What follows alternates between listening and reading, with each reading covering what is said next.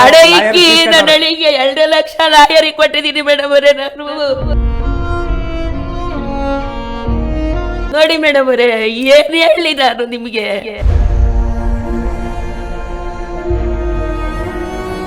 ಯಾವ ಹೆಣ್ಣು ಮಕ್ಕಳಿಗೂ ಬರಬಾರ್ದು, ಯಾವ ಹೆಣ್ಣು ಮಕ್ಕಳಿಗೂ ಬರಬಾರ್ದು.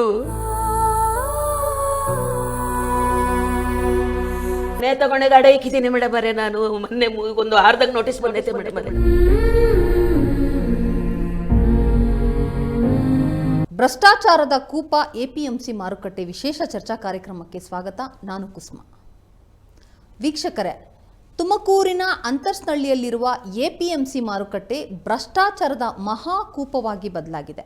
ನಗರವಾಸಿಗಳಿಗೆ ಅನುಕೂಲವಾಗಲಿ ಅನ್ನೋ ದೃಷ್ಟಿಯಿಂದ ವಿಸ್ತಾರವಾದ ಜಾಗದಲ್ಲಿ ನಿರ್ಮಾಣಗೊಂಡಿದ್ದ ಅಂತರ್ಸ್ನಳ್ಳಿ ಮಾರುಕಟ್ಟೆ ಇದೀಗ ಭ್ರಷ್ಟ ಅಧಿಕಾರಿಗಳ ಪಾಲಿಗೆ ಹುಲ್ಲುಗಾವಲಿನಂತಾಗಿದೆ.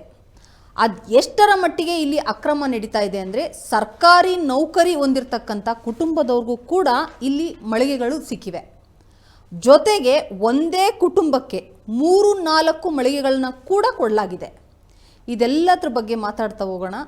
ನಮ್ಮ ಜೊತೆ ಇದ್ದಾರೆ ಅನ್ಯಾಯಕ್ಕೆ ಒಳಗಾಗಿರ್ತಕ್ಕಂಥವ್ರು ಜಯಲಕ್ಷ್ಮಮ್ಮ ಹಾಗೂ ವಿಕ್ರಮ್ ಅವರು. ಅಮ್ಮ, ನಿಮಗೆ ಕಾರ್ಯಕ್ರಮಕ್ಕೆ ಸ್ವಾಗತ. ನಮಸ್ತೆ ಮೇಡಮ್ ಅವರೇ.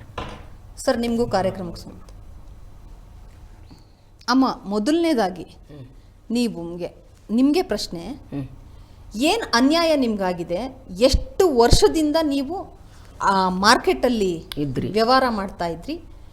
ಏನು ಪ್ರಾಬ್ಲಮ್ ಆಗಿದೆ ನಿಮ್ಗೆ ಆ್ಯಕ್ಚುಲಿ? ಮೇಡಮ್ ಅವರೇ, ಹಳೆ ಮಾರ್ಕೆಟಲ್ಲಿ ಫಸ್ಟ್ನೇ ಅಂಗಡಿನೇ ನಮ್ಮ ತಂದೆಯರ್ದು.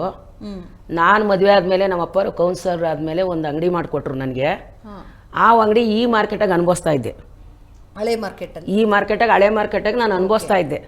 ನಾನು ಮಾರ್ಕೆಟಿಗೆ ಡೈರೆಕ್ಟ್ರೇನೆ. ಡೈರೆಕ್ಟ್ರು ಆದಾಗ ಏನಾಯಿತು ಅಂದರೆ, ಮಾರ್ಕೆಟ್ ಚೇಂಜ್ ಆಗುವಾಗ ಏನು ಮಾಡಿದ್ರು ಅಂದರೆ, ನಮ್ಮ ಮಳಿಯರು ಏನು ಮಾಡಿದ್ರು, ಫೈಲ್ ಇಸ್ಕೊಂಡ್ರು. ನೀವು ಈ ಹಾಸ್ಪಿಟ್ಲಿಗೆ ಕರ್ಕೊಂಡೋಗ್ರಿ ನಿಮ್ಮ ಯಜಮಾನ್ರನ್ನ, ನಾನೆಲ್ಲ ಒಟ್ಟಿಗೆ ಮಾಡಿದ್ದೀನಿ ಅಂತ ಹೇಳ್ಬಿಟ್ಟು 70,000 ದುಡ್ಡು, 70,000 ರೂಪಾಯಿ ದುಡ್ಡು ಅವ್ರ ಕಡೆಯಲ್ಲೇ 1,42,000 ನಮ್ಮ ಮಳಿಯರಿಗೆ ಯಾವುದೋ ಒಂದಿಷ್ಟು ದುಡ್ಡಿತ್ತು. ಯಾಕೆಂದರೆ ನಾನು ಊಟಕ್ಕೆ ನಾನು ಯಾರನ್ನೂ ಇಷ್ಟು ಮಾಡ್ಕೊಂಡ್ರು ತೊಂದರೆ ಇಲ್ಲ, ಯಾಕೆಂದರೆ ನಮ್ಗೆ ಹಸ್ತು ಹೌದು. ಅದಕ್ಕೋಸ್ಕರ 1,42,000 ರೂಪಾಯಿ ಅವ್ರ ಕಡೆಗೆ ದುಡ್ಡಿತ್ತು ನಮ್ಮ ಮಳಿಯರ ಕಡೆಗೆ.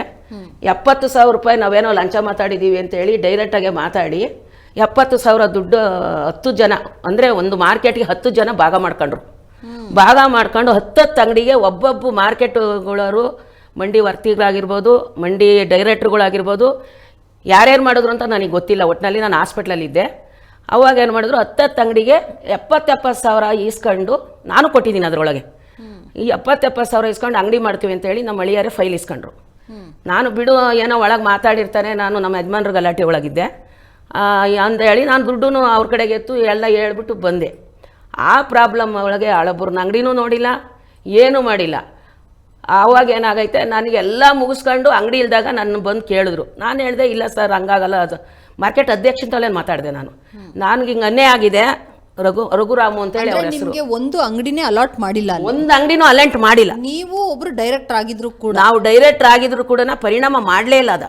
ಓಕೆ ಸರ್, ನಿಮ್ಗೇನು ಅನ್ಯಾಯ ಆಗಿದೆ ಇದರಲ್ಲಿ? ಇದರಲ್ಲಿ ಏನಂದ್ರೆ, ನಮ್ಮ ತಾಯಿಯವರು ಪ್ರಭಾ ಅಂತ, ನಮ್ಮ ತಂದೆಯವ್ರದ್ದು ಅಂಗಡಿ ಇತ್ತು, TG ಲಕ್ಷ್ಮಣ್ ಅಂತ. ಅವರು ಎಷ್ಟು ವರ್ಷದಿಂದ ಅವರಲ್ಲಿ 50 ವರ್ಷದಿಂದ ವ್ಯವಹಾರ ಮಾಡೋದು. ಈ ಹಳೆ ಮಾರ್ಕೆಟ್ ಇತ್ತಲ್ಲ, ಎಲ್ಲಿ ಕೋಡಿ ಬಸವಣ್ಣನ ದೇವಸ್ಥಾನ ಇತ್ತು, ಅಲ್ಲಿಂದನೂ ವ್ಯವಹಾರ ಮಾಡ್ಕೊಂಡು ಇಲ್ಲೂ ಅಂಗಡಿ ಇತ್ತು ಇವ್ರದ್ದು. B34 ಅಂತ ನಮ್ಮ ತಂದೆಯವ್ರದ್ದು, TG ಲಕ್ಷ್ಮಣ್ ಅವರು ಸತ್ತೋದ್ಮೇಲೆ ನಮ್ಮ ತಾಯಿಯವ್ರಿಗೆ ಟ್ರಾನ್ಸ್ಫರ್ ಮಾಡ್ಕೊಂಡ್ವಿ ಅಂಗಡಿನ. ಅವಾಗ ಇವರು 2011ರಲ್ಲಿ ಅರ್ಜಿ ಕರೆದ್ರು. ಯಾರು APMCಲಿ ಸೆಕ್ರೆಟರಿ ರಾಜಣ್ಣವರು ಅಂತ ಅರ್ಜಿ ಕರೆದ್ರು, ಈ ಥರ ಅರ್ಜಿ ಹಾಕಳಿ, ಅಂಗಡಿ ಅಲ್ಲಿ ಶಿಫ್ಟ್ ಆಗ್ತಿದೆ ಅಂತ.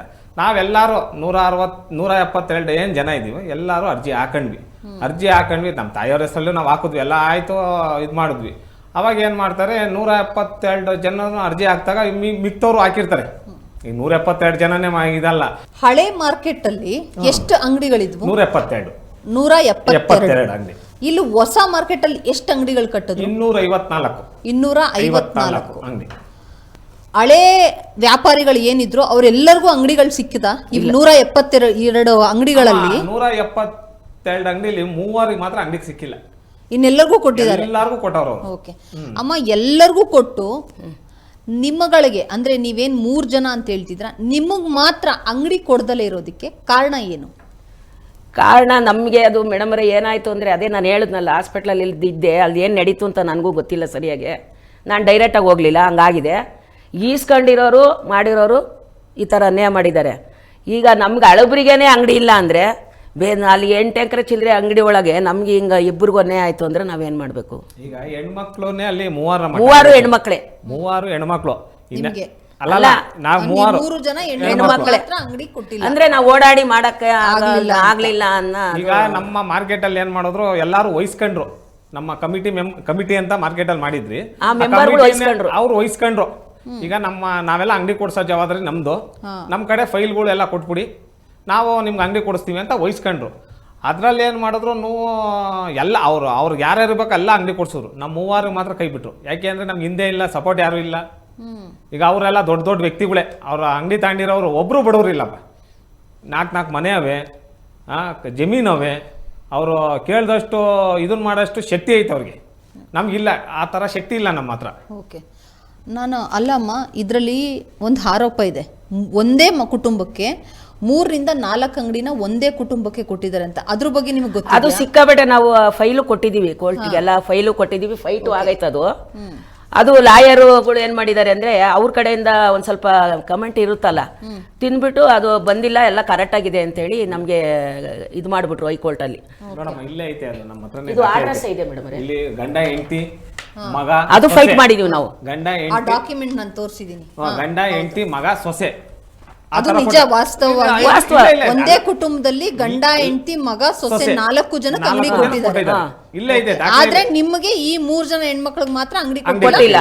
ಅದು ಹಳೆ ಮಾರುಕಟ್ಟೆ ವ್ಯಾಪಾರಸ್ಥರು ಕೂಡ ನಿಮಗೆ ಕೊಟ್ಟಿಲ್ಲ.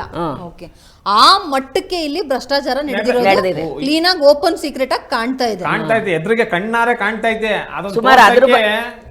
ಅದನ್ನ ತೋರ್ಸಕ್ಕೆ ನಮ್ಮ ಮಾರ್ಕೆಟ್ ಅವ್ರು ಯಾರು ನಮಗೆ ಸಪೋರ್ಟ್ ಮಾಡಲ್ಲ. ಅವ್ರಿಗೆ ಗೊತ್ತು, ಎಲ್ಲಾರ್ಗೂ ಗೊತ್ತು. ನಮ್ಮ ಮಾರ್ಕೆಟ್ ವರ್ತಕರು ಏನವ್ರು ಅವ್ರಿಗೆಲ್ಲಾರ್ಗೂ ಗೊತ್ತು ಅನ್ಯಾಯ ಆಗೈತಿ ಇವ್ರು 3 ಜನಕ್ಕೂ ಅಂತೇಳಿ. ಒಬ್ರು ಮುಂದಕ್ಕೆ ಬರಲ್ಲ. ಯಾಕೆ ಹೇಳಿ, ಅವ್ರು 4 ಅಂಗಡಿ ತಾಂಡಿದಾರೆ. ಅವರು ನೀವೀಗ ಕೋರ್ಟ್ ಅಲ್ಲಿ ಹೋಗಿ ಫೈಟ್ ಮಾಡಿ ಗೆದ್ದು ಬಂದಿದೀವಿ ಅಂತ ಹೇಳ್ತಿದ್ರಲ್ಲ, ಹಾಗಾದ್ರೆ ಕೋರ್ಟ್ ಆರ್ಡರ್ಸ್ಗೂ ಕೂಡ ಇವ್ರು ಒಂಚೂರು ಕಿಮ್ಮತ್ ಕೊಡ್ತಾ ಇಲ್ಲ? ಏನು ಇಲ್ಲ. ಇಲ್ಲ, ಇದು ಒಂದು ಹೈಕೋರ್ಟ್ ಒಂದು 2015ರಲ್ಲಿ ಒಂದು ಆರ್ಡರ್ ಮಾಡುತ್ತೆ. ಅವಾಗ ಇನ್ನೂ ಮಾರ್ಕೆಟ್ ಶಿಫ್ಟ್ ಆಗಿರಲ್ಲ.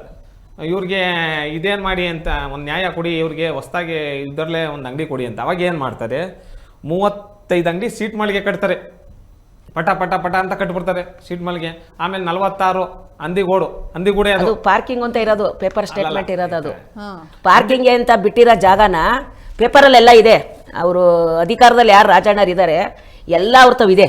ಪೇಪರ್ ಸ್ಟೇಟ್ಮೆಂಟ್ ಪಾರ್ಕಿಂಗ್ ಇರೋ ಜಾಗದಾಗ ಅಂಗಡಿ ಕಟ್ಬಿಟ್ರು ನಮ್ಗೆ. ಅಲ್ಲಿ ಆರ್ಡ್ರಸ್ ಆಯ್ತಲ್ಲ ಕೋರ್ಟಾಗೆ, ಇನ್ನು ಇವ್ರು ಗಲಾಟೆ ಮಾಡ್ಬಿಡ್ತಾರೆ, ಸತ್ಯಾಗ್ರಹ ಮಾಡ್ಬಿಡ್ತಾರೆ. ಎದ್ರಕಬೇಕಲ್ಲಮ್ಮ, ಇವಾಗ ಕೊಟ್ಟಿದ್ದೀನಿ ಅಂತ ತೋರಿಸ್ಬೇಕಲ್ಲ ಅಂದ್ಬಿಟ್ಟು ಏನ್ ಮಾಡಿದ್ರು, ಪಾರ್ಕಿಂಗ್ ಜಾಗದಲ್ಲಿ ಅಂಗಡಿ ಕಟ್ಬಿಟ್ಟಿದ್ದಾರೆ.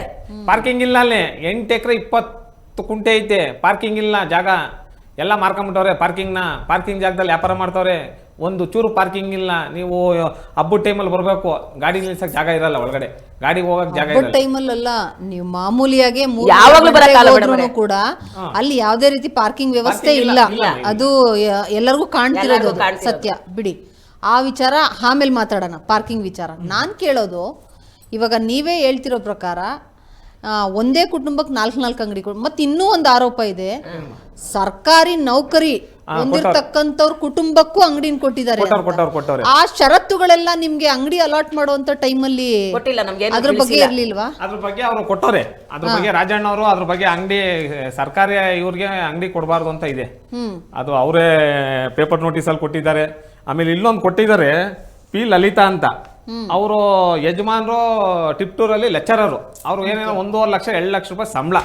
ಆ ಅಮ್ಮಂಗೆ ಏನ್ ಮಾಡೋರು ಅಂದ್ರೆ, ಗಂಡನ ಹೆಸರು ಹಾಕಿಲ್ಲ, ಇದರಲ್ಲಿ ತಂದೆ ಹೆಸರು ಹಾಕಿಲ್ಲ. ಪಿ ಲಲಿತಾ ಅಡ್ರೆಸ್ಸು ಇದು ಯಾವುದು ಅಡ್ರೆಸ್ ಹಾಕೋರಷ್ಟೇ. ನೋಡಮ್ಮ, ಇದು ಪಿ ಲಲಿತಾ ದೇವರ ರಸ್ತೆ. ಗಂಡನ ಹೆಸರು ಇಲ್ಲ, ತಂದೆ ಹೆಸರು ಇಲ್ಲ. ಅವಮ್ಮಂಗೆ ಗಂಡ ತಂದೆ ಯಾರು ಇಲ್ಲ ಅಂತ ಲೆಕ್ಕಕ್ಕೆ ಅವ್ರು ಹಾಕೋರೆ. ಪಿ ಲಲಿತಾ ಅದ್ ಅಡ್ರೆಸ್ ಮಾತ್ರ ಹಾಕೋರೆ.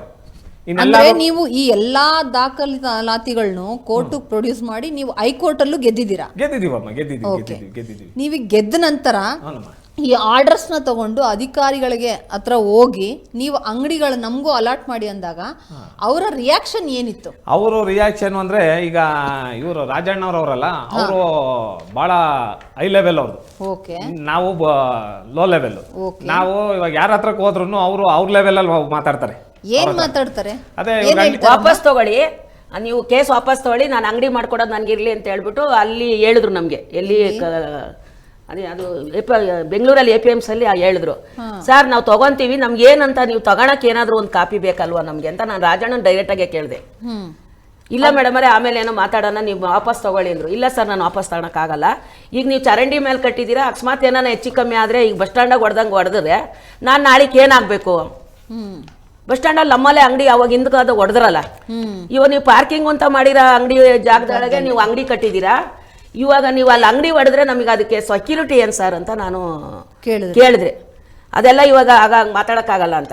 ನನ್ನ ಲೈನಾಗೆ ಒಬ್ಬ ಜಯಮ್ಮ ಅಂತೇಳಿ ಒಬ್ಬ ಈರುಳ್ಳಿ ಮಾರ್ತಾ ಇದ್ರು, ಅವ್ರಿಗೆ ತರಕಾರಿ ಲೈನ್ ಒಳಗೇನೆ ಬಾತ್ರೂಮಲ್ಲಿ ಅದು ಚರಂಡಿಯಲ್ಲಿ ನೀರು ಉಪ್ಪು ಬಂದ್ಬಿಡ್ತು. ಮತ್ತೆ ಸ್ಪಾಟಲ್ಲಿ ಬಂದ್ರೆ ನಾನು ಅಲ್ಲೇ ತೋರಿಸ್ತೀನಿ ಅವ್ರ ಅಂಗಡಿನ. ಚರಂಡಿಯಲ್ಲಿ ಯಾವಾಗ ನೀರು ಉಕ್ತು ಆ ಎಮ್ಮಂಗೆ ಅಂಗಡಿನ ಬಾತ್ರೂಮಲ್ಲಿ ಅಲೆಂಟ್ ಮಾಡಿ ಕೊಟ್ಟಿದ್ದಾರೆ. ಈಗ ಹಾಲಿ ವ್ಯಾಪಾರ ಮಾಡ್ತಾ ಇದ್ದಾರೆ ಅವರು. ಬಾತ್ರೂಮ್ ಜಾಗದಲ್ಲೇನೆ ಖಾಲಿ ಜಾಗ ಇತ್ತು. ಹಂಗಲ್ಲ, ಅವಮ್ಮಂಗೆ ನಮ್ಮ ಅಂಗಡಿಗೆ ಕೊಟ್ಟಿದ್ರು, ನಮ್ಮ ಲೈನಾಗೆ ನಮ್ ಜೊತೆನೆ ಆರ್ಡರ್ ಇರ್ತಿತ್ತೆ. ಅವಮ್ಮ ಕೋರ್ಟಿಗೆ ಬಂದಿರ್ತಿತ್ತೆ, ಕೋರ್ಟಲ್ಲಿ ಆರ್ಡರ್ ಆಗ್ತಿತ್ತೆ. ಸೀಟ್ ಮಾಳಿಗೆ ಅಂಗಡಿಯಲ್ಲಿ ಅವಮ್ಮಂಗೆ ಅಂಗಡಿ ಕೊಡ್ತಾರೆ. 29ನೇ ನಂಬರ್ ಅಂಗಡಿ ಕೊಡ್ತಾರೆ ಅವ್ರಿಗೆ. ಏನ್ ಮಾಡ್ತಾರೆ, 29ನೇ ನಂಬರ್ ಅಂಗಡಿ ಕೊಡ್ತಾಗ ಈ ದಾಖಲಾತಿ ಎಲ್ಲ ನಾನು ನೋಡಿದೀನಿ, ಹೇಳಿ ನೀವು. ನಮ್ಮ 29ನೇ ನಂಬರ್ ಅಂಗಡಿ ಕೊಡ್ತಾರೆ. ಅವಾಗ ಈ ಜಯಮ್ಮ ಏನ್ ಮಾಡ್ತಿತ್ತೆ, ರಾಜಣ್ಣನ ಹತ್ರ ಹೋಗಿ ಏನೋ ಮಾತಾಡ್ಕೊಂಡು ಬಂದು ತರಕಾರಿ ಲೈನ್ ಏನಾಯ್ತು ಇದೆಲ್ಲಾ ಪ್ರಕರಣಗಳನ್ನು ನೋಡ್ತಿದ್ರೆ ರಾಜಣ್ಣವರೇ ಇದ್ರಲ್ಲಿ ಹೈಲೈಟ್ ಆಗಿ ಕಾಣ್ತಿದ್ರಲ್ಲ, ಯಾಕೆ? ಅವರೇ ಸೆಕ್ರೆಟರಿ ಆದವ್ರು. ಈ ಭ್ರಷ್ಟಾಚಾರದ ಎಲ್ಲಾದ್ರಲ್ಲೂ ಅವ್ರ ಕೈ ಇದೆ ಅಂತ ಅವ್ರದ್ದು ಇನ್ಯಾರ್ದು ಇಲ್ಲ ಅದ್ರಲ್ಲಿ, ಅವ್ರದೇನೆ. ಯಾಕೆ ಅಂದ್ರೆ ಅವರು ಟ್ರಾನ್ಸ್ಫರ್ ಆಗ್ತಾರೆ ಮಂಡ್ಯಗೆ ಟ್ರಾನ್ಸ್ಫರ್ ಒಂದೇ ತಿಂಗಳಲ್ಲಿ ಇರೋದು. ತಿರ್ಗಾ ಬಂದು ತುಮಕೂರು APMC ಕುಂತ್ಕೊಂತಾರೆ, ತಿರ್ಗಾ ಟ್ರಾನ್ಸ್ಫರ್ ಆಗ್ತಾರೆ, ತಿರ್ಗಾ ಬಂದು ಡೆಪ್ಟಿ ಆಗಿ ಇದ್ರಲ್ಲಿ ಕುಂತ್ಕೊಂತಾರೆ. ಅವರು ಮಾರ್ಕೆಟಿಂದು ವ್ಯವಸ್ಥೆನ ಕ್ಲೀನ್ ಆಗಿ ಇರೋವರೆಗೂ ಬೇರೆಯವ್ರಿಗೆ ಬಿಟ್ಕೊಡ್ಲಿಲ್ಲ ಆ ಜಾಗನ. ಅವರೇ ಬಂದು ಅಲ್ಲಿ ಕುಂತ್ಕೊಳೋರು ಅಂತ ಅಧಿಕಾರಿ, ಅಂತ ಪವರ್ಫುಲ್ ಅಧಿಕಾರಿ. ಆಯ್ತು, ಇವಾಗ ಅಂಗಡಿಗಳೆಲ್ಲ ಅಲಾಟ್ ಆಗಿದಾವಲ್ಲ, ಅಂಗಡಿನ ಸರ್ಕಾರದ ರೂಲ್ಸ್ ಪ್ರಕಾರ ಅಂಗಡಿ ಗೋಡೆಗಳನ್ನ ಒಡೆದು ಅಂಗಡಿ ಜಾಯಿಂಟ್ ಮಾಡ್ಕೊಬಾರ್ದು ಅಂತ ಇದೆ. ಆ ತರನು ಮಾಡ್ಕೊಂಡಿದ್ದಾರೆ ಅನ್ನೋದು ನಮಗ್ ಮಾಹಿತಿ ಇದೆ ಮೇಡಮ್. ಈಗಲೂ ನಮ್ಮ ಬೈದ ಗೂಳೂರಲ್ಲಿ ವ್ಯಾಪಾರ ಮಾಡ್ತಿದ್ದಾರೆ. ಒಂದು ನಾವಂದ್ರೆ 5-6 ಅಂಗಡಿ ಏಕ ಮಾಡಿದ್ದಾರೆ. ಯಾಕೆಂದ್ರೆ ಅವರು ಗಂಡ ಭೋಜಣ್ಣ ಅಂತ ಒಂದಿದೆ, ಆಮೇಲೆ ಇನ್ನೊಂದು ಪದ್ಮ ಅಂತ ಅವ್ರ ಹೆಂಡತಿ ಹೆಸರಿಗೆ ಒಂದಿದೆ, ಅವ್ರ ಅತ್ತೆ ಹೆಸರಿಗೆ ಒಂದ್ ಮಾಡಿದ್ದಾರೆ. ಅದು ಏಕ ಓಪನ್ ಮಾಡಂಗಿಲ್ಲ, ಕಾನೂನು ಪ್ರಕಾರ ನಮ್ಗೆ ಐತೆ ಪ್ಲಾನಿಂಗ್ ಅಲ್ಲಿ ಎಲ್ಲ ತಗೊಂಡಿದ್ದೀವಿ. ಅಂಗಡಿ ನಂಬರ್ಗಳು ಎಷ್ಟಮ್ಮ? ಇಲ್ಲಿ ಪೇಪರ್ ಅಲ್ಲಿ ಇದೆ ಮೇಡಮ್, ಎಲ್ಲ ಕೊಟ್ಟಿದೀವಿ ನಾವು. ಓಕೆ, ನೋಡ್ರಿ ಎಲ್ಲ ಇದ್ರಲ್ಲೇ ಇದೆ. ಡೈರೆಕ್ಟ್ ಆಗಿ ಸೆಂಟ್ರಲ್ಲೇ ಓಡಾಡ್ತಾವ್ರೆ. 3 ಅಂಗಡಿನ ಓಪನ್ ಮಾಡ್ಕೊಂಡ್ ಬಿಟ್ಟಿದ್ದಾರೆ, 2 ಅಂಗಡಿ ಏಕ ಇನ್ನು ಮುಂದವು ಓಪನ್ ಮಾಡ್ಕೊಂಡ್ ಬಿಡಿ, ಓಪನ್ ಅಲ್ಲೇ ಓಡಾಡ್ತಿದ್ದಾರೆ. ಹೂವಿನ ಮಾರ್ಕೆಟ್, ಹೂವಿನ ಲೈನ್ ಒಳಗೆ 5-6 ಅಂಗಡಿ ಓಪನ್ ಮಾಡಿದ್ದಾರೆ. ಓಕೆ, ಇದು ಕಾನೂನು ಪ್ರಕಾರ ಇಲ್ಲ. ರಾಜಣ್ಣವ್ರು ಹೆಂಗ್ ಕೊಟ್ರು ಅದು ಕಾನೂನು ಅವ್ರಿಗೆ? ಅದೇ ರಾಜಣ್ಣ ತನ್ನ ಮಾರ್ಕೆಟ್ನ ಅದು ಸರ್ಕಾರಿ ಸ್ವತ್ತು ಅನ್ಕೊಂಡಿಲ್ಲ, ಇಲ್ಲ ತನ್ನ ಸ್ವಂತ ಸ್ವತ್ತು ಅನ್ನೋ ರೀತಿಯಲ್ಲಿ ಅವರು ಅವ್ರಿಗೆ ಏನೇನು ಬೆನಿಫಿಟ್ ಬೇಕೋ ಅದನ್ನೆಲ್ಲ ಮಾಡ್ಬಿಟ್ಟಿದ್ದಾರೆ. ಫಸ್ಟ್ ಅವ್ರು ಒಂದು ಆರ್ಡರ್ ಮಾಡ್ತಾರೆ, ತರಕಾರಿ ಲೈನ್ ಇಲ್ಲೇ ಇರಬೇಕು, ಹೂವಿನ ಲೈನ್ ಇಲ್ಲೇ ಇರಬೇಕು, ತರಕಾರಿ ಲೈನ್ ಇಲ್ಲೇ ಇರಬೇಕು, ಹೂವಿನ ಲೈನ್ ಇಲ್ಲೇ ಇರಬೇಕು ಅಂತ ಅವ್ರು ಒಂದು ಆರ್ಡರ್ ಮಾಡಿರ್ತಾರೆ. ಆ ಆರ್ಡರ್ಗೆ ಅವ್ರು ಇದು ಮಾಡಲ್ಲ, ಅವ್ರು ಆರ್ಡರ್ ಸುಮ್ಮನೆ ಮಾಡಿರೋದ್ ಕಣಮ್ಮ. ಎಲ್ಲೆಲ್ಲಿ ಬೇಕೋ ಅಲ್ಲಿ ಮಾಡೋರು ಅದನ್ನ. ಬಿ ಲೈನ್ ಅಲ್ಲಿ ತರಕಾರಿ ಅಂಗಡಿ ಮಾಡ್ಬೇಕು ಅಂತಾರೆ, ಬಿ ಲೈನ್ ಅಲ್ಲಿ ಹೂವಿನ ಅಂಗಡಿ ಮಾಡ್ಬೇಕು ಅಂತಾರೆ. ಬಿ ಲೈನ್ ಅಲ್ಲಿ ಆಗೋದೇ ಇಲ್ಲ ಅದು. ಇವ್ರು ಅವಾಗ ಜನಗಳಿಗಿಂತ ಇವ್ರದ್ದು ಮಾತು ಅವಾಗ ಜಾಸ್ತಿ ಇದಾಗಿ ಎಲ್ಲೆಲ್ಲಿ ಬೇಕೋ ತರಕಾರಿ ಅಂಗಡಿಗಳು. ಇವಾಗ ಅಂಗಡಿಗಳಲ್ಲದೆ ಅಂಗಡಿ ಮುಂದೆ ಅಂಗಡಿಯಲ್ಲಿ ಒಂದು ಐಟಮ್ ಇರುತ್ತೆ, ಒಬ್ರು ವ್ಯಾಪಾರಸ್ಥ ಇರ್ತಾರೆ, ಹಾಗೆ ಮುಂದೆ ಬೇರೆಯವ್ರು ಇರ್ತಾರೆ. ಅವ್ರಿಗೆಲ್ಲ ಯಾವ ರೀತಿ ಪರ್ಮಿಷನ್ ಕೊಟ್ಟು ಅಲ್ಲಿ ವ್ಯವಸ್ಥೆ ಮಾಡ್ಕೊಂಡು ಅದನ್ನ ಅದೇನು ಅಂದ್ರೆ ಬೆಳಿಗ್ಗೆ ಓನರ್ಗಳು ಅಂಗಡಿ ವ್ಯಾಪಾರ ಮಾಡ್ಕೊಂತಾರೆ. ಬೆಳಿಗ್ಗೆ 3 ಗಂಟೆಗೆ ಬಂದು 6 ಗಂಟೆವರೆಗೂ ಓನರ್ಗಳು ವ್ಯಾಪಾರ ಮಾಡ್ತಾರೆ. ಬೆಳಗಿನ ಜಾವ 3 ಗಂಟೆಯಿಂದ 6 ಗಂಟೆವರೆಗೆ ಓನರ್. ಆಮೇಲೆ ಇವ್ರು ಏನ್ ಮಾಡ್ತಾರೆ, ಬಾಡಿಗೆ ಕೊಡ್ತಾರೆ, ರೋಡ್ ಬಾಡಿಗೆ ಕೊಡ್ತಾರೆ. ಇವ್ರ ಅಂಗಡಿ ಮುಂದೆ ಇವ್ರು ಬಾಡಿಗೆ ಕೊಡ್ತಾರೆ. ಅದು ಅಧಿಕಾರಿಗಳಿಗೆಲ್ಲ ಗೊತ್ತದ ನೋಡಿ, ಅಲ್ಲೇ ಸುರ್ಕೊಂಡವ್ರಲ್ಲ, ಅದನ್ನ ನೋಡಿದ್ನಲ್ಲ, ಅದಕ್ಕೆ ಕೇಳ್ತಾ ಇದ್ದೀನಿ. ಅವ್ರಿಗೆ ಬಾಡಿಗೆ ಕೊಟ್ಟಿರ್ತಾರೆ, ಅವರು ಬಾಡಿಗೆ ತಗೊಂಡು ಓನರ್ಗೆ ಬಾಡಿಗೆ ಕೊಡ್ತಾರೆ. ನಾಳೆ ಅಂದ್ರೆ ಇವ್ರು ಅಂಗಡಿಗಳು ತಗೊಂಡ್ರ ಅವ್ರ ಕೈಯಿಂದ ಬಾಡಿಗೆ ಕಟ್ತಾ ಇಲ್ಲ, ಮುಂದೆಗಡೆ ಯಾರು ಇಟ್ಕೋತಾರೋ ಅದೇ ಬಾಡಿಗೆಲ್ಲೇನೆ ಇವ್ರಿಗೂ ಅಂಗಡಿ ಫ್ರೀ ಆಗಿ ಇದು ಅಂತ. ಅದೇನೆ ಇವಾಗ ಇವ್ರಿಗದು ಬೆನಿಫಿಟ್ ಆಗಿ ಬರ್ತಾ ಇದೆ. ಬೆನಿಫಿಟ್ ಕಮಿಷನ್ ದುಡ್ಕಂತಾರೆ, ಇತ್ತ ಬಾಡಿಗೆನು ಬಡವ್ರತಾವ ಹಾಳು ಮಾಡ್ತಾವ್ರೆ. ಇವಾಗ SC/ST ಕೋಟಾದಲ್ಲಿ ಅಂಗಡಿಗಳನ್ನ ಕೊಡ್ಬೇಕು, ಅದ್ರಲ್ಲಿ ಇವರು ಎಷ್ಟು % ಅಂಗಡಿಗಳನ್ನ ಕೊಟ್ಟಿದ್ದಾರೆ? ಅಯ್ಯೋ ಅದ್ರಲ್ಲಿ 16% ಕೊಡ್ಬೇಕಮ್ಮ SC/ST. ಹೌದು, SC/ST ಅವರೇ ಕೊಟ್ಟವ್ರೆ. ಅದನ್ನ ನಿಮ್ಗೆ ಕೊಟ್ಟಿದ್ದೀನಿ ನಾನು, ಅಲ್ಲಿ ದಾಖಲೆಯನ್ನು ಅವರೇ ಕೊಟ್ಟವ್ರೆ. SC 16% ಕೊಡ್ಬೇಕು ಅಂತ. 16% ಅಲ್ಲಿ ಏನ್ ಮಾಡ್ತಾರೆ ಅಂದ್ರೆ 16% ಕೊಡಲ್ಲ ಅವರು. 16% ಕೊಡಲ್ಲ ಅವರು. ಕೊಡೋದೇ ಅವರು ಒಂದು 20 ಅಂಗಡಿನ 25 ಅಂಗಡಿ ಕೊಟ್ಟಿರ್ತಾರೆ ಅಷ್ಟೇ. ಇನ್ನೆಲ್ಲ ಕೊಟ್ಟಿದ್ದಾರೆ 25 ಅಂಗಡಿಗಳು ಅಷ್ಟೇ ಕೊಟ್ಟಿರೋದು. 254 ಅಂಗಡಿಗೆ 40 ಅಂಗಡಿ ಕೊಡ್ಬೇಕು. 20 ಅಂಗಡಿ ಅಷ್ಟೇ ಕಣಮ್ ಇರೋದು, 25 ಇಲ್ಲ ಅಲ್ಲಿ 20 ಅಂಗಡಿ ಕೊಟ್ಟವ್ರೆ. APMC ಮಾರ್ಕೆಟ್ ಒಳಗಡೆ ಎಷ್ಟು ಬೂಸ ಅಂಗಡಿಗಳಿರ್ಬೇಕು, ಇವ್ರು ಎಷ್ಟು ಕೊಟ್ಟಿದ್ದಾರೆ? 5 ಬೂಸ ಅಂಗಡಿ ಮಾತ್ರ ಇರ್ಬೇಕು. 5 ಇರ್ಬೇಕು, ಕೊಟ್ಟಿರೋದು 20-25 ಅಂಗಡಿ ಐತೆ ಬೂಸ ಅಂಗಡಿ. ಬಾಳೆಕಾಯಿಗೆ ಅಂತ ಲೈಸೆನ್ಸ್ ತಗೊಂಡು ಇದಕ್ಕೆಲ್ಲ ನೀವು ಇವಾಗ ಕಾನೂನು ಹೋರಾಟದಲ್ಲಿ ಗೆದ್ರು ಇವ್ರೇನು ಕಿಮ್ಮತ್ ಕೊಡ್ತಾ ಇಲ್ಲ. ಇಲ್ಲ ನೀವು ಮತ್ತೆ ಯಾವುದೇ ರೀತಿ ಹೋರಾಟ ಆಗ್ಲಿ ಅಲ್ಲಿ ಮಾಡಿಲ್ಲ. ಈಗ ನೋಡಮ್ಮ, ನಿಮ್ದು ಸಪೋರ್ಟ್ ಸಿಕ್ಕೈತೆ ನಮ್ಗೆ. ಈಗ ನೆಕ್ಸ್ಟ್ ನಾವು ಬೀದಿಗೆ ಇಳಿತೀವಿ. ಈಗ ಬೆಂಗಳೂರ್ವರೆಗೂ ನಾವು ಪಾದಯಾತ್ರೆ ಮಾಡ್ಬೇಕು ಅಂತ ಇದೀವಿ.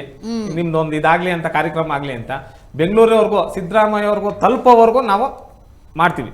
ಯಾಕೆ ಅಂದ್ರೆ ಈ ಭ್ರಷ್ಟ ಅಧಿಕಾರಿಗಳು ನಮ್ಮ ಅಡಗ್ಸಕ್ ಆಗ್ತಿಲ್ಲ ನಮ್ಮ ಕೈಲಿ. ಅಷ್ಟ ಇವ್ರವ್ರು ನೀವ್ ಈ ಕೋರ್ಟ್ ಆರ್ಡರ್ಸ್ ನ ತಗೊಂಡೋಗ ಅವ್ರ ಕೈ ಕೊಟ್ಟಾಗ ಅವ್ರು ಏನ್ ಹೇಳ್ತಿದಾರೆ? ಲೆಕ್ಕಕ್ಕೆ ಕಾಣಲ್ಲ. ನಿಮ್ ಕೋರ್ಟ್ ಆರ್ಡರ್ ಏನಕ್ಕೂ ಬರಲ್ಲ ಅಂತ ಹಿಂಗೆ ಎಸಿತಾರೆ. ಒಂದ್ಸಲಿ ಬಸವರಾಜಪ್ಪ ಮನೆ ತಕ್ಕೂ ಕರ್ಸಿದ್ದೆ, ಆರಾಮ್ಸೆ ಆಗಿರೋ ಮೇಡಮ್ ಅವ್ರನ್ನ. ನಾವೇ ಹೋಗಿದ್ದೆ. ಅವ್ರು ಏನ್ ಹೇಳಿದ್ರು? ಅವರು ನಮ್ಮ ಅಪ್ಪಾರು ಜೊತೆಗಾರೇನೆ, ನೋಡಿ ಸರ್ ಹಿಂಗೆ ನಿಮ್ಮ ದೊಡ್ಡರಣ್ಣ ಮಗಳಿಗೆ ಹಿಂಗೆ ಅನ್ಯಾಯ ಆಗಿದೆ, ಏನು ಸರ್ ಹೇಳು ಅಂತಂದ್ರು. ಮೇಡಮ್ ಅವ್ರು ಎಲ್ಲೆಲ್ಲ ಗುಬ್ಬಿಯಿಂದ ಹೋಗ್ತಾ ಇದ್ರು, ಬತ್ತಿದ್ದೀನಿ ಸರ್ ಅಂತ ಫೋನಾಗ ಹೊಡೆದ್ಬಿಟ್ಟು ಇವ್ರು ಅಳಬ್ರು ಕಣಮ್ಮ, ಇವ್ರಿಗೆ ಅದೇನು ನೋಡಮ್ಮ ಅದೆಲ್ಲ ನೀನೇನು ಹೇಳಕ್ಕೆ ಬರಬೇಡ ಅಂತಂದು ಅಷ್ಟೇ. ಅಲ್ಲಿನವರೆಗೂ ಆಯಮ್ಮ ಕರ್ಸಿಲ್ಲ. MP ಏನಾಯ್ತು ಅಂತ ಅವರು ಕರೆದಿಲ್ಲ.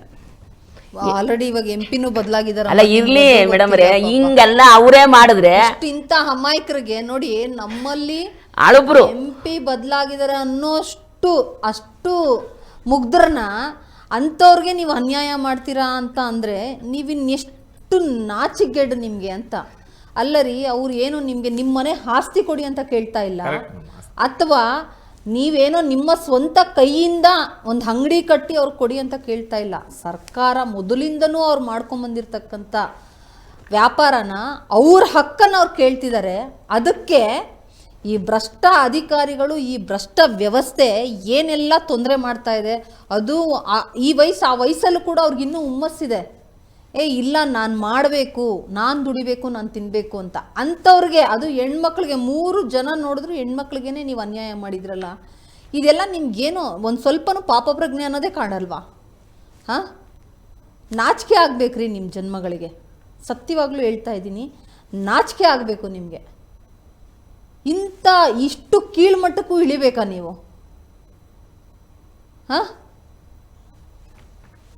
ಆಮೇಲೆ ಇದನ್ನ ಏನಮ್ಮ, ನಾವು ಮೊನ್ನೆ ಇವರು ಲೋಕಾಯುಕ್ತರು ಒಂದು ಇದನ್ನ ಮಾಡ್ತಾರೆ, ಗುಬ್ಬಿ ವೀರಣ್ಣ ಕಲಾಕ್ಷೇತ್ರ. ಅವ್ರಿಗೂ ಹೋಗಿ ಕೊಟ್ವಿ. ಏನ್ ಹೇಳಿದ್ರು? ಅವರು ಒಂದು ಅಕ್ಲೈನ್ಮೆಂಟ್ ಕೊಟ್ಬಿಟ್ಟು ಅದು ಇನ್ನೊಂದು 15 ದಿವಸ ಮಾಡ್ತೀವಪ್ಪ ಅಂತಂದ್ರು.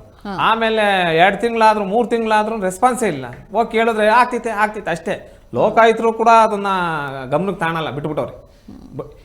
ಅಂದ್ರೆ ಇವ್ರು ಅಷ್ಟು ಜಡ ಹಿಡಿದು ಬಿಟ್ಟಿದೆ ಇವ್ರಿಗೆ. ಜಡ ಅಂದ್ರೆ ಮೇಡಮ್ ಅವರೇ, ಅಲ್ಲಿ ಯಾವ್ದಾದ್ರು ನಾವು ಮೂವ್ ಮಾಡಕ್ ಹೋದ್ರೆ ಅವ್ರನ್ನೇ ಇದ್ ಮಾಡ್ತಾ ಇದಾರೆ. ಕೋರ್ಟಿಂದಲೂ ಮೇಡಮ್ ಅವರೇ, ಸುಮಾರು ಈ ಮಾರ್ಕೆಟ್ ಚೇಂಜ್ ಆಗಿ ಎಷ್ಟು ದಿವಸ ಆಗೈತೆ ಇಲ್ಲಿ, ಎಷ್ಟು ಬರೇ ನಿಮ್ಗೆ ಅಂಗಡಿ ಕೊಟ್ಟಿಲ್ಲ ಅನ್ನೋದು ಒಂದೇ ವಿಚಾರ ಅಲ್ಲ, ಭ್ರಷ್ಟಾಚಾರ ನಡೀತಾ ಇದೆ ಮೇಡಮ್ ಅವರೇ.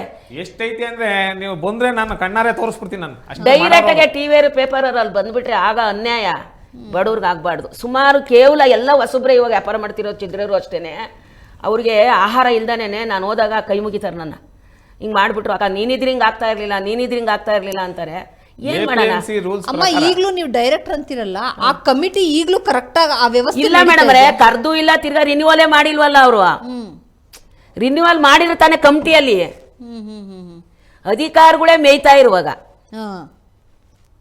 ಅಧಿಕಾರ ಮಾರ್ಕೆಟ್ ಡೈರೆಕ್ಟರ್ಗಳು ಅಂತ ಅವರಲ್ಲ, ಸುಮಾರು ನಾನ್ ಬಿಟ್ರೆ 17 ಜನನು ಅವರೇ. ಸುಮಾರು ಬೇಕಾದಷ್ಟು ಫೈಟ್ ಮಾಡಿದೀನಿ ನಾನು. ಆರಂಭಿಸಿತವ ಸತ್ಯಾಗ್ರಹ ಮಾಡ್ತೀನಿ, ಪೆಂಡಾಲ್ ಹಾಕಿಸ್ತೀನಿ, ನಾನಂತೂ ಬಿಡಲ್ಲ ಅಂತೇಳಿ. ನಾನು ಈ ಮಾರ್ಕೆಟ್ ಚೇಂಜ್ ಆದಾಗಿಂದ ಮೇಡಮ್ ಅವ್ರೆ ಈಗಲೂ ಬಿಡಲ್ಲ ನಾನು. ನಾನು ಸತ್ಯಾಗ್ರಹ ಮಾಡಕ್ಕೂ ರೆಡಿ, ಪಾರ್ಲಿಮೆಂಟ್ ಕೂಡ ಸಾಯಕ್ಕೂ ರೆಡಿ ಮೇಡಮ್ ಅವರೇ ನಾನು. ಅಲ್ಲ ಬೇಜಾರ್ ಮಾಡ್ಕೊಂಬೇಡಿ, ಯಾಕೆಂದ್ರೆ ಅಷ್ಟು ನೋವಾಗ್ಬಿಟ್ಟಿದೆ ನನಗೆ. ದೊಡ್ಡ ಮಾತು ಹಾಡಬಾರ್ದು. ಎಲ್ಲ ಯಾಕೆ ಆಗಿರೋ ಅನ್ಯಾಯಕ್ಕೊಂದು ನ್ಯಾಯ ದೊರಕಬೇಕು. ಈ ತಿರುಗಿ ಲಾಯರ್ಗಳಿಗೆ ಸ್ವಾಮಿ ಮೇಡಮ್ ಅವರೇ 6 ಲಾಯರ್ ಚೇಂಜ್ ಮಾಡಿರೋದು ಅಂದ್ರೆ ನೋಡ್ರಿ. ನೋಡಿ ಮೇಡಮ್ ಅವರೇ, ಏನ್ ಹೇಳಿ ನಾನು ನಿಮ್ಗೆ. ಮೊನ್ನೆ ತಾಳಿ ಸರ ಅಡ ಇಕ್ಕಿ ನನ್ನ ಅಳಿಗೆ 2 ಲಕ್ಷ ಲಾಯರಿಗೆ ಕೊಟ್ಟಿದ್ದೀನಿ ಮೇಡಮ್ ಅವರೇ. ನಾನು ನನ್ನ ಕಷ್ಟ ಯಾವ ಹೆಣ್ಮಕ್ಳಿಗೂ ಬರಬಾರ್ದು. ಅಲ್ಲಿ ವ್ಯಾಪಾರ ಮಾಡ್ತಿದ್ರೆ ಮೇಡಮ್ ಅವರೇ ಜನ ಏನ್ ಹೇಳ್ತಾರೆ, ಏನಮ್ಮ ನಿನಗೆ ಈ ಪರಿಸ್ಥಿತಿ ಬಂದೈತಾ ಅಂತ ಕೇಳ್ತಾರೆ. ಅಳ್ಬೇಡಿ ಅಲ್ಲ ಮೇಡಮ್ ಆಗತ್ತೆ. ಯಾಕೆ ಗೊತ್ತಾ, ಹೆಣ್ಣು ಮಕ್ಕಳಿಗನ್ನೇ ಆಗ್ಬಾರ್ದು ಮೇಡಮ್ ಅವರೇ. ಹೌದು, ಯಾರಿಗನ್ನೇ ಆದ್ರೂ ಗಂಡ ಇಲ್ಲ, ಮಗಳಿಗೆ ಮದುವೆ ಮಾಡೋ ಟೈಮ್ ಬಂದ್ಬಿಡ್ತು ಮೇಡಮ್ ಅವರೇ. 3 ವರ್ಷದಲ್ಲಿ ಮನೆ ತಗೊಂಡಾಗ ಅಡ ಇಕ್ಕಿದ್ದೀನಿ ಮೇಡಮ್ ಅವರೇ. ನಾನು ಮೊನ್ನೆ ಒಂದು ವಾರದಾಗ ನೋಟಿಸ್ ಬಂದೈತೆ ಮೇಡಮ್ ಅವರೇ. ಎಲ್ಲ ಕಾಪಿನೂ ನಾನು ಒದಗಿಸ್ತಿರ್ಬೇಕಾದ್ರೆ ನನಗೆ 3 ದಿವಸ ಐತೆ ಮೇಡಮ್ ಅವರೇ. ನನಗೆ BP ಐತೆ, ನಿದ್ದೆ ಬರ್ತಾ ಇಲ್ಲ. ಏನ್ ಮಾಡ್ಬೇಕು ಹೇಳಿ ಮೇಡಮ್ ಅವರೇ, ಅಷ್ಟೇ ಹೇಳ್ಬಿಡಿ. ಈ ವ್ಯಾಪಾರ ಬಿಟ್ಟು ಬೇರೆ ಏನು ಯಾರಿಲ್ಲ ಮೇಡಮ್ ಅವರೇ.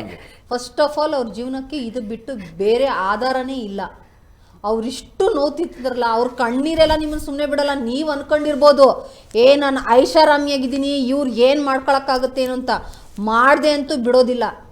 ಏನು ಹೇಳಿ, ಅವ್ರು ಏನು ಕೇಳ್ತಾ ಇಲ್ಲ ನಿಮ್ಗೆ. ಅವ್ರು ಕೇಳ್ತಿರೋದು ಒಂದು ಹಕ್ಕು, ಅವ್ರ ಹಕ್ಕನ್ನ ಅವ್ರು ಕೇಳ್ತಾ ಇದ್ದಾರೆ ಅಷ್ಟೇ. ಅದನ್ನ ನಿಮಗೆ ಕೊಡೋಕ್ಕೆ ಪ್ರಾಬ್ಲಮ್ ಇದೆ ಅಂದ್ರೆ ನೀವೇನೋ ನಿಮ್ಮ ಮನೆಯಿಂದ ತಗೊಂಬಂದು ಕೊಡ್ತೀರೇನ್ರಿ ಅವ್ರಿಗೆ? ಇಡೀ ಮಾರ್ಕೆಟ್ ಅಳ್ತಾ ಇರೋದು ನಿಮ್ಗೇನು ಅನ್ನಿಸ್ತಾನೆ ಇಲ್ವಾ?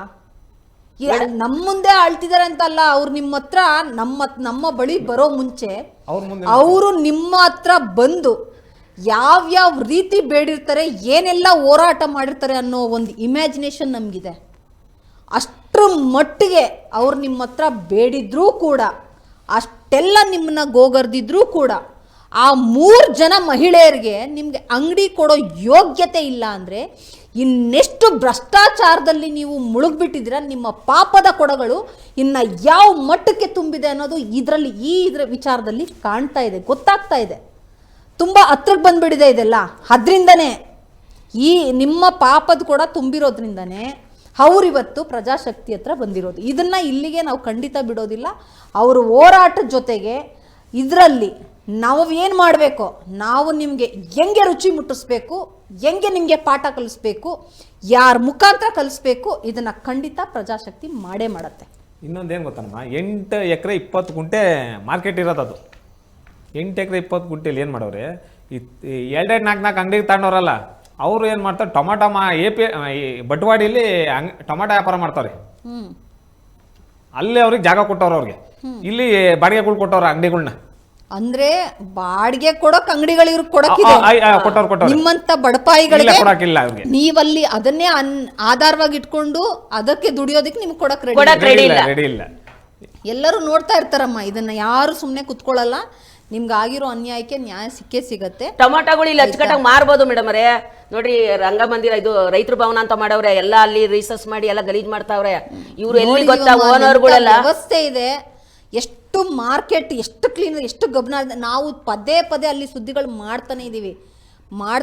ಅದು ಯಾವ ಮಾತು ಎತ್ತಿದ್ರೆ ಕಮಿಷನರ್ ಹೇಳ್ತಾರೆ ಏಜೆನ್ಸಿಗೆ ಕೊಟ್ಟಿದ್ದೀವಿ ಅಂತ. ಆ ಯಾವ ಏಜೆನ್ಸಿಗೆ ಅವ್ರಿಗೆ ಮನುಷ್ಯತ್ವ ಇದೆಯೋ ಇಲ್ವೋ? ನಿಮ್ಗೆ ಆ ಕೆಪಾಸಿಟಿ ಇಲ್ಲ ಅಂದರೆ ತಗೋಬಾರ್ದ್ರಿ ಏಜೆನ್ಸಿಗಳು. ಈ ಕಸ ವಿಲೇವಾರಿ ಮಾಡೋ ಕೆಲಸನ ನಿಮ್ಮ ಕೈಲಿ ಮಾಡಿಸ್ಲಿಕ್ಕೆ ಆಗ್ತಿಲ್ಲ ಅಂದರೆ ತಗೋಬಾರ್ದು. ನಾವೇ ಎಷ್ಟು ಸುದ್ದಿ ಮಾಡಿದ್ದೀವಿ, ಅಲ್ಲಿನ ಸ್ವಚ್ಛತೆ ಬಗ್ಗೆ ತುಂಬಾ ಸುದ್ದಿಗಳು ಮಾಡಿದ್ದೀವಿ. ಮತ್ತೆ ಎರಡನೇದು ಏನು ಗೊತ್ತಾ ಮೇಡಮ್ ಅವರೇ, ಓನರ್ಗಳಿಗೆ 8 ಅಡಿ ಆರ್ಡರ್ ಇರೋದು ನನ್ನ ಹತ್ರ ಇದೆ. ಎಲ್ಲ ಕಾಪಿಗಳೆಲ್ಲ ಇದೆ ನಮ್ಮ ಹತ್ರ, ಪ್ಲಾನಿಂಗೇ ತೋಡಿದ್ದೀವಿ ನಾವು. 8 ಅಂಗಡಿ ಓನರ್ ಏನಿದೆ, ಆ 8 ಅಂಗಡಿ ಮುಂದಕ್ಕೆ ನೀವು ಏನಕ್ಕೆ ಸುರಿಸ್ತೀರಾ? ಹಿಂದೆಲ್ಲ ICIಗಳು ಮಾಡ್ಕೊಂಡು ಕುರ್ಚಿಗಳು ಮಾಡ್ಕೊಳಕ ನೀವು ಓನರ್ಗಳಿಗೆ ಜಾಗ ಕೊಡೋದು? ಇಂಥವೆಲ್ಲ ಅನ್ಯಾಯ ಮಾಡ್ತಿದ್ದೀರಾ. ಹಿಂಗೆಲ್ಲ ಅನ್ಯಾಯ ಮಾಡೋದು ಹಿಂದಕ್ಕೆ ಹಾಕ್ಸ್ರಿ. ಅಫ್ಸಿಯಲ್ಗಳನ್ನ ಕೆಟ್ಟ ಮಾತಾಡ್ತಿದ್ದಾರೆ. ನಾನು ಕಿವೇ ಕೇಳ್ತಾ ಇದ್ದೀನಿ. ಬಂದು ಯಾರನ್ನ ಕಾರ್ನವ್ರು ಬಂದ್ರೆ ಹೆಂಗ್ ಬೇಕು ಹಂಗೆ ಮಾತಾಡ್ತಾರೆ. ಅಂಗಡಿ ಓನರ್ಗಳೇ ಆಗ್ಲಿ, ತರಕಾರಿ ಮಂಡೇರೇ ಆಗ್ಲಿ. ಅಮ್ಮಲ್ ಒಂದು ಆ ಕಾರ್ ಬಿಡಿ, ಇವ್ರು ಲೋಡ್ ಇಳಿಸ್ಕೊಳ್ತಾರಲ್ಲ ಗಾಡಿ, ಅದು ಓಡಾಡಕ್ಕೆ ಕಷ್ಟ ಇದೆ. ಆ ಪರಿಸ್ಥಿತಿ ಯಾಕಿದೆ ಅಂದ್ರೆ ಇವ್ರ ಅಂಗಡಿಗಳ ಮುಂದೆ ಬಾಡಿಗೆ ಕೊಟ್ಬಿಡಿದಾರಲ್ಲ, ಪೂರ್ತಿ ಹಾಸ್ಕೊಂಡ್ ಬಿಡಿದಾರಲ್ಲಿ, ಪೂರಾ ಹಾಸ್ಕೊಂಡಿದ್ದಾರೆ. ಗೊತ್ತಾಯ್ತಾ? ಆಮೇಲೆ ಹಿಂದೆ ವ್ಯಾಪಾರ ಮಾಡ್ತಾರಲ್ಲ ಮುಂದೆ, ಈ ಚಿಲ್ಲರೆ ಮಾರ್ಕೆಟ್ ಅವ್ರನ್ನೆಲ್ಲ ತಗೊಂಡಾಗ ಅಲ್ಗಾಕೊಂಡ್ಬಿಟ್ಟಿದ್ದಾರೆ. ಅದು ಮಾರ್ಕೆಟ್ ಅನ್ಲೋಡ್ ಆಗ್ಬೇಕು, ಅನ್ಲೋಡ್ ಹಾಚ್ಕೋಬೇಕು. ಮಾರ್ಕೆಟ್ ಅಂತರ್ಸ್ನಲ್ಲಿ ಮಾರ್ಕೆಟ್ ಇರೋದೇ ಆರ್ಡರ್ ಹಂಗೆ. ಫುಲ್ ಎಲ್ಲ ಚಿಲ್ಲರೆ ಅಂಗಡಿಯವ್ರು ಅಲ್ಲಿ ಕೊಟ್ರೆ ಈ ಮಾರ್ಕೆಟ್ ದೊಡ್ಡ ಮಾರ್ಕೆಟ್ ಅಂತ ಏನಕ್ಕೆ ಮಾಡಿದ್ರಿ ನೀವು ಅಲ್ಲಿ? ಅದು ಮಾರ್ಕೆಟ್ ಅಲ್ಲ ಅದು ಚಿಲ್ಲರೆ ವ್ಯಾಪಾರಿಗಳು. ಅಲ್ಲಿ ಹೋಲ್ಸೇಲ್ ಮಾರ್ಕೆಟು ಈ APMC ಮೇಡಮ್ ಅವ್ರು ನೋಡ್ತಿರ್ಬೇಕು ಇದನ್ನ, ಅವ್ರಿಗೆ ಹೇಳ್ತಿರೋದು. APMC ರೂಲ್ಸ್ ಏನೈತೆ ಅಂತ ಕೇಳಿ ಅವ್ರನ್ನ. ಆ ರೂಲ್ಸ್ ಪ್ರಕಾರ ನಡ್ಕಂತಿಲ್ಲ. APMCಯಲ್ಲಿ ಹೋಲ್ಸೇಲ್ ವ್ಯಾಪಾರ ಮಾಡಬೇಕು. ಹೌದು. 1/4 kg ಅರ್ಧ kg ತಗೊಂಗಿಲ್ಲ. ಅಲ್ಲಿ 1/4 kg ಅರ್ಧ ಅರ್ಧ kg ಕೆಜಿ ತೂಗ್ತಾವ್ರೆ. 1/4 kg ಅರ್ಧ kg. ನಾವು ಈ ಮಾರ್ಕೆಟ್ ಅಲ್ಲಿ ಇದ್ದಾಗ ಅರ್ಧ kg ಆಗ್ತಿರ್ಲಿಲ್ಲ. ಒಂದ್ ತೂಕ ಮಾತ್ರ 1/4 kg ಅರ್ಧ kg ಹಾಕ್ತಾರೆ. ಅದು ಹೋಲ್ಸೇಲ್ ಮಾರ್ಕೆಟ್ ಅಲ್ಲ, ಚಿಲ್ಲರೆ ವ್ಯಾಪಾರಿ ಅಂಗಡಿ ಮಾರ್ಕೆಟ್ ಅದು. ಓಕೆ. ಅದು ಈಗ ಇವ್ರು ಪರಿಸ್ಥಿತಿ ಪ್ರತಿಯೊಂದು ರೂಲ್ಸ್ ಅಂಡ್ ರೆಗ್ಯುಲೇಷನ್ ಏನು ಮಾಡಿಲ್ಲ. ತೂರ್ ಬಿಟ್ಟಿದ್ದಾರೆ. ಎಲ್ಲ ತೂರಾಕ್ಬಿಟ್ಟವ್ರೆ. ಆಮೇಲೆ ಏನು ಮುನ್ಸಿಪಲ್ ಅಲ್ಲಿ ವ್ಯಾಪಾರ ಮಾಡ್ತಾರೆ ರೋಡ್ಗಳಿಗೆ, ಅವ್ರ ತಾವ RMC ಬೇರೆ ಕಲೆಕ್ಷನ್ ಮಾಡ್ತಾ ಇದ್ದಾರೆ. ಬಿಲ್ಲು ಅಂದ್ರೆ ರಸೀದಿ ಕೊಡೋದಂತೆ ವಾರಕ್ಕೊಂದ್ಸಲಿ. ಅದು ಚಿಲ್ಲರೆಯರಿಗೆ ನೀವು ಚಿಲ್ಲರೆಯರ್ನ ಎಲ್ಲ ನಮ್ ಬೇರೆ ಕಡೆ ಮಾರ್ಕೆಟ್ ಮಾಡ್ಕೊಡ್ಬೇಕು ತಾನೆ, ಯಾಕೆಂದ್ರೆ ಮಾರ್ಕೆಟ್ ಡೈರೆಕ್ಟ್ ಆಗಿ ಅಂತ ನಾನು ಹೇಳ್ತಾ ಇದ್ದೀನಿ. ಇಲ್ಲಿ RMC ಅಂದ್ರೆ ಭ್ರಷ್ಟಾಚಾರ. RMC ಹೆಂಗ್ ನಡೀತಾ ಐತೆ? RMC ಅಂತ ನಮ್ಮ ಅಮ್ಮವ್ರು ಹೇಳಿದ್ರಲ್ಲ, ಅದು ಹೆಂಗೆ ಅಂದ್ರೆ ಒಬ್ಬಂಗೆ 50,000 ರೂಪಾಯಿ ವ್ಯಾಪಾರ ಮಾಡ್ತಾನ ಅವನು ದಿವಸಕ್ಕೆ. ಒಬ್ಬ 50,000 ಮಾಡೋವನ್ಗೂ 750 ರೂಪಾಯಿ. ಒಬ್ಬ 2,500 ರೂಪಾಯಿ ದಿವಸಕ್ಕೆ ವ್ಯಾಪಾರ ಮಾಡ್ತಾನೆ, ಅವನಿಗೂ 750 ರೂಪಾಯಿ. ಕಟ್ಟಲಿಲ್ಲ ಅಂದರೆ ಕಟ್ಟಲೇ ಅಂತಾರೆ. ಆ ಪರಿಸ್ಥಿತಿ ಅಲ್ಲಿ. ಯಾಕೆ ಕಟ್ಟಲ್ಲ? ಕಟ್ಟಬೇಕು ನೀನು. 50,000 ರೂಪಾಯಿ 60,000 ರೂಪಾಯಿ ಕಮಿಷನ್ ತಗೊಂಡವ್ರಿಗೆ ಅವ್ರಿಗೂ 750 ರೂಪಾಯಿ APMCಲಿ. ಎಲ್ಲರಿಗೂ ಒಂದೇ, ಎಲ್ಲರಿಗೂ ಒಂದೇ. ಹಂಗೆ ಮಾಡಂಗಿಲ್ಲ. ಈಗ ಈ 50,000 ತಗೊಂತಿರೋನ್ಗೆ 750 ರೂಪಾಯಿ, 30,000 ತಗೊಂತಿರೋನ್ಗೆ ಕಮ್ಮಿ ಮಾಡ್ಕೊಂಬರ್ಬೇಕು. ಇಲ್ಲಿ ಹಂಗಲ್ಲ, ಎಲ್ಲರೂ ಒಂದೇ ಥರ ಕಟ್ಟಬೇಕು. APMCಲಿ RMC ಅನ್ನೋದೇ ಇಲ್ಲ. ಇವ್ರು ಹಾಕೋದು ಕಸ ಎತ್ತೋದಕ್ಕೋಸ್ಕರ ದುಡ್ಡು ಇವರು ವಸೂಲಿ ಮಾಡ್ತಾವ್ರೆ. ಕಸ ಎತ್ತಕ್ಕೆ RMC ಅನ್ನೋದು ಫಸ್ಟ್ ಇತ್ತು ಕಣಮ್ಮ. ನಾವು ಅವಾಗೆಲ್ಲ 180, 220, 250 ರೂಪಾಯಿ ತಗ ಕಟ್ತಿದ್ವಿ. 60 ರೂಪಾಯಿಂದ ಸ್ಟಾರ್ಟ್ ಆಯಿತು. 2006ರಲ್ಲಿ 60 ರೂಪಾಯಿ APMCಲಿ ಇದು. ನಾವೆಲ್ಲ ಮುನ್ಸಿಪಲ್ ಅಲ್ಲಿ ಅಂಗಡಿಗಳು ಮಾಡ್ಕೊಂಡು ನಾವು ಸುಮ್ಮನೆ ಇದ್ದೋ ಮೇಡಮ್ ಅವರೇ. ಬಂದು RMC ಅವ್ರು ಬಂದು ನಮ್ಮನ್ನ ಹಾಳು ಮಾಡಿ, ಈ ತರ ನಮ್ಮನ್ನ ಬಡವ್ರ ಬಗ್ಗನ್ನ ಹಾಳು ಮಾಡಿ ಹಿಂಗ್ ನಿಸಂತ್ರ ಮಾಡಿ ಇಕ್ಕವ್ರೆ. ಓಕೆ. ಈ ಮುನ್ಸಿಪಲ್ ಅಲ್ಲಿ ಇದ್ದಾಗ ಬಹಳ ಚೆನ್ನಾಗಿತ್ತು. ಇದ್ರ ಬಗ್ಗೆ ಕಾನೂನು ಹೋರಾಟ ನೀವು ಮಾಡಿದ್ದೀರಾ. ಅದಕ್ಕೆ ನಿಮಗೆ ಕೋರ್ಟಿಂದ ನೀವೇನಾದರೂ ಅಕ್ರಮವಾಗಿ ಅಂಗಡಿಗಳನ್ನು ಪಡ್ಕೊಳ್ಳೋ ಪ್ರಯತ್ನ ಪಡ್ತಿದ್ರೆ ನಿಮಗೆ ಕೋರ್ಟ್ ಕೂಡ ಆ ಸಮ್ಮತಿ ಕೊಡ್ತಾ ಇರಲಿಲ್ಲ. ನಿಮಗೆ ಕೊಟ್ಟಿದೆ ಅಂದ್ರೆ ನಿಮ್ಗೆ ಅನ್ಯಾಯ ಆಗಿದೆ. ನಿಮ್ಗೆ ಇವಾಗ ಅಂಗಡಿಗಳು ಸಿಗಬೇಕು. ಅದಕ್ಕೆ ಇನ್ನೂ ಹೆಚ್ಚು ಕಾನೂನು ಹೋರಾಟ ಇನ್ನು ಎಷ್ಟೆಲ್ಲ ಮಾಡ್ಬೋದು ನಮ್ಮ ಕಡೆಯಿಂದನೂ ನಿಮಗೆ ಸಪೋರ್ಟ್ ಮಾಡ್ತೀವಿ. ಈ ಒಂದು ಚರ್ಚಾ ಕಾರ್ಯಕ್ರಮಕ್ಕೆ ನೀವಿಬ್ರು ಬಂದಿದ್ದಕ್ಕೆ ನಿಮಗೆ ಧನ್ಯವಾದಗಳು. ಎಸ್ ವೀಕ್ಷಕರೇ, ನೋಡಿದ್ರಲ್ಲ ಎಷ್ಟು ಭ್ರಷ್ಟಾಚಾರ ತುಂಬಿಕೊಂಡಿದೆ ಅಂತ. ಅವರ ಇಬ್ಬರ ನೋವಿನ ಕತೆಗಳು ಕೇಳ್ತಿದ್ರೆ ಕಳ್ಳು ಚುರುಕನ್ನತ್ತೆ ನಮಗೆ ಕೇಳೋರ್ಗೇನೆ. ಅವ್ರು ಎಷ್ಟೆಲ್ಲ ಹೋರಾಟ ಮಾಡಿ ಆಯಿತಾ, ಎಷ್ಟು ವರ್ಷಗಳಿಂದ ಬೀದಿಗಿಳಿದು ಅವರ ದೈನಂದಿನ ಜೀವನನ ಬದಿಗಿಟ್ಟು ಅವ್ರ ಆಹಾರಕ್ಕೋಸ್ಕರ, ಅವ್ರ ಊಟ, ಅವ್ರ ವಸತಿ, ಅವ್ರು ಏನು ಡಿಪೆಂಡ್ ಆಗಿದ್ದಾರೆ ವ್ಯಾಪಾರದಲ್ಲಿ, ಅದಕ್ಕೋಸ್ಕರ ಅವ್ರು ಎಷ್ಟು ಪರದಾಡ್ತಾ ಇದ್ದಾರೆ ಆ ಹೆಣ್ಮಕ್ಳು. ಅದು ಹೆಣ್ಮಕ್ಳಿಗೆ 3 ಜನಕ್ಕೂ ಅಂಗಡಿ ಕೊಡದೆ ಸತಾಯಿಸ್ತಿರೋದು. ಈ ಥರ ತುಂಬ ಭ್ರಷ್ಟಾಚಾರ ಇಲ್ಲಿ ತುಂಬಿಕೊಂಡಿದೆ ಆಯಿತಾ. ಇದನ್ನು ನಾವು ಎಳೆಯಾಗಿ ಬಿಚ್ಚಿಡ್ತಾ ಹೋಗ್ತೀವಿ. ಇನ್ನೂ ಎಷ್ಟೋ ಜನ ಅವ್ರಿಗೆ ಆಗಿರೋ ಅನ್ಯಾಯನ ಡೈಲಿ ಒಬ್ಬೊಬ್ಬರು ಪ್ರಜಾಶಕ್ತಿ ಟಿವಿಗೆ ಬರ್ತಾನೆ ಇದ್ದಾರೆ. ಇನ್ನು ಮುಂದಕ್ಕೆ ಈ ಮಾರ್ಕೆಟಲ್ಲಿ ಇನ್ನು ಏನೆಲ್ಲ ಭ್ರಷ್ಟಾಚಾರ ಕೂಪ ತುಂಬಿಕೊಂಡಿದೆ ಅಂತ ತೋರಿಸ್ತೀವಿ. ಇದೇ ಇವತ್ತಿನ ವಿಶೇಷ. ನೋಡ್ತಾ ಇರಿ ಪ್ರಜಾಶಕ್ತಿ ಟಿವಿ, ಇದು ನಿಮ್ಮ ಧ್ವನಿ.